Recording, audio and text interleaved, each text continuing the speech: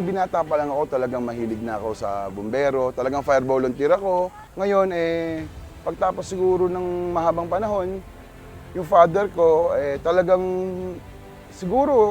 hilig din niya tumulong eh. So sabi, tinanong niya ako kung anong gusto kong maitulong sa tao. Ang sabi ko sa kanya is fire truck. Kasi yung fire truck is medyo forte ko kung paano patakbuhin ang isang volunteer at the same time mga kailangan na truck. So awa ng Diyos, yun ang itinulong niya. Talagang bumili siya ng mga fire truck, binigyan niya ako ng pera para tumulong sa District 4, sa Quezon City at syempre sa mga katabing LGU.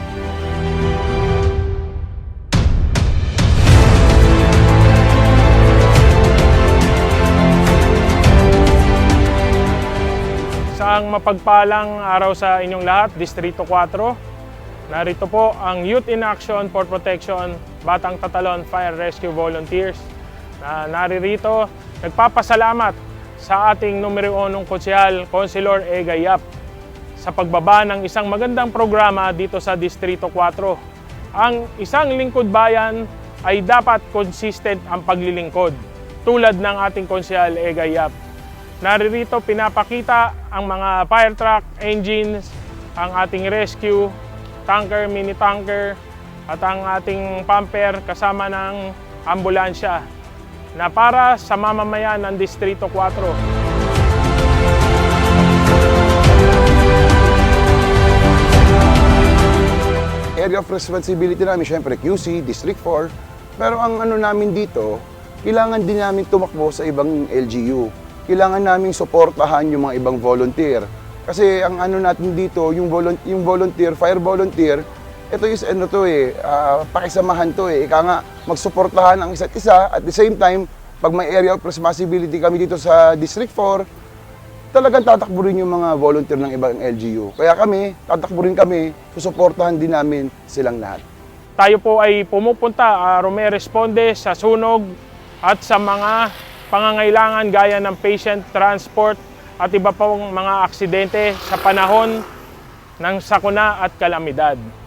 Kaya kami po ay nagkakaisa na nagpapasalamat kasama po ang ibang mga brigada na naririto ngayong araw sa ating butihing konsehal Ega Yap at sa kanyang kapatid sa AXIS, Congressman Ed Vic Yap, na walang sawang tumutulong dito sa ating lungsod at lalo na sa Distrito 4. Kaya sa inyong lahat, maraming salamat po mula po sa aming Youth in Action for Protection at sa mga brigada po nito.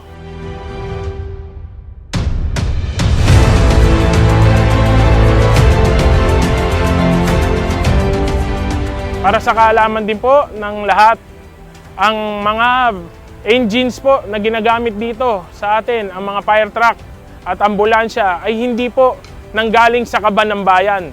Ito po ay nanggaling sa personal na pondo ng ating konsehal Ega Yap at ng kanyang pamilya. Sa mga nagtatanong po, baka gusto nyo malinawan, tingnan nyo po ang mga plaka. Ito po ay pribado, hindi po pula. Kaya wala po ni sentimong ginastos dito galing sa pondo ng ating bayan. Kaya dahil dyan, maraming salamat po, Konsehal Ega Yap.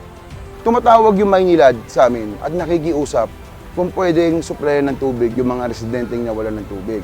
Kaya napapakinabangan din itong mga fire truck, hindi na sa sunog, kundi sa water supply din. Kailangan na may dinadang tulong para mabigyan ng tubig yung mga ma-interrupt nilang mga residente.